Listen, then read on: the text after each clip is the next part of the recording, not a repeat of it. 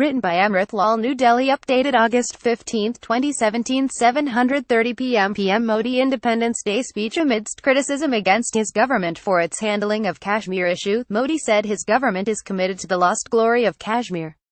Prime Minister Narendra Modi was at his rhetorical best when he delivered his fourth address to the nation on India's 71st Independence Day from the ramparts of the Delhi's Red Fort. He listed out his government's achievements over the past 3 years and, interestingly, promised to make a new India by 2022. In less than 2 years, Modi's term ends and general election is due in 2019. Not surprisingly, Modi's address had the trappings of a poll campaign speech. Though he touched upon a gamut of issues, including reviving the economy, generating employment, building infrastructure, Kashmir, internal security and violence in the name of faith, it was corruption and the steps he has undertaken to make the country brush the charm up that got maximum attention. He also gave a clear idea of the audience he intends to woo. The poor, women, youth, soldiers and the middle class were spoken to and about, and schemes and initiatives that targeted them found special mention in the Prime Minister's speech. He unleashed a torrent of data to support his claims that India has seen a dramatic transformation under his watch. Demonetization, he said, occupied prime place in the battle against black money. He offered figures to claim that a large sum of money that was stashed away has now come into the banking system. Banks are now flush with cash and ready to lend, including to youth who need not produce any guarantee to seek loans. Many more persons have come under the income tax network, which will now seek out people who have money in excess of their means. Benami wealth, 8,000 crore rupees was the figure he gave, has also been seized.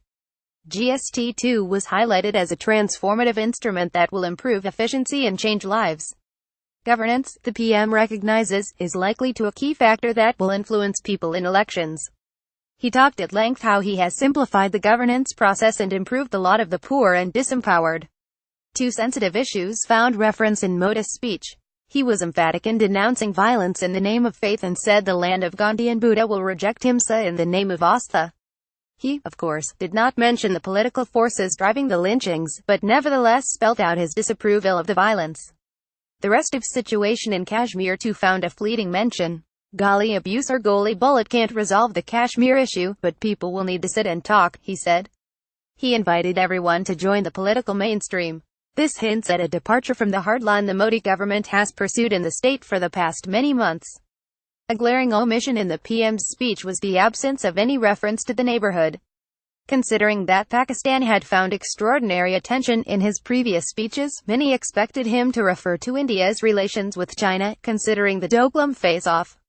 He didn't. There was not even a hint on how he perceived the evolving global dynamic, especially the rise of an assertive China. For a PM who has invested significantly in his foreign outreach, the silence is, pleased to say, intriguing. Finally, Modi's call was to revive the spirit of the Quit India movement. He referred to its 75th anniversary, that forced the British leave India 5 years later. He drew from Hindu mythology, for instance, Krishna lifting the Gavadana, to remind the nation that unleashing the collective energy and channelizing social will are necessary to build a Divya Bhavya Bhat. Unlike in the past, there was no tone of triumphalism in the PM's address. In fact, a layer of sobriety ran through it as he pitched his gains to the nation, now reasonably familiar with his words and deeds.